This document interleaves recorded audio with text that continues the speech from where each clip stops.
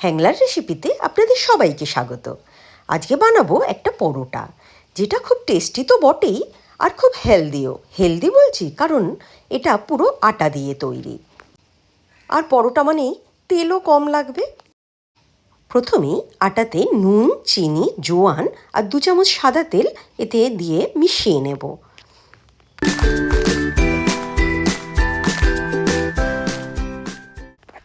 মেশানো হয়ে গেলে জল দিয়ে ভালো করে এটা নরম করে মেখে নেব, যেমন নর্মালি আমরা পরোটা মেখে থাকি আর কি।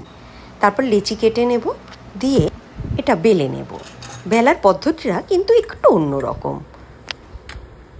প্রথমে একটু বড় করে বেলে নেব, তারপরে এটাকে দুটো ভাঁজ করে নেব লম্বাতে।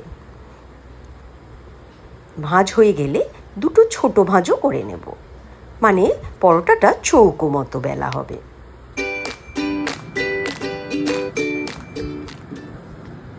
বেশ পাতলা করে বেলা হয়ে গেলে এর ওপর আমি কালো জিরে আর ধনেপাতা কুচি করে রেখেছি, সেগুলো ছড়িয়ে দেব। দিয়ে হালকা হাতে আবার একটু বেলে নেব।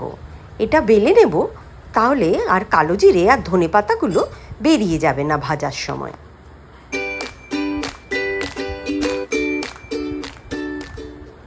বেলা হয়ে গেছে, এবার পরোটাটা ভাজার পালা।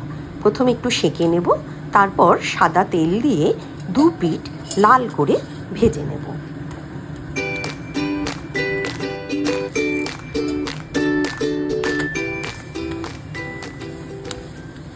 দেখুন, উল্টে ভাজলেও কিন্তু ধনেপাতা বা কালো জিরে কিছুই বেরিয়ে যাচ্ছে না, এর সাথে ভালো করে আটকে গেছে।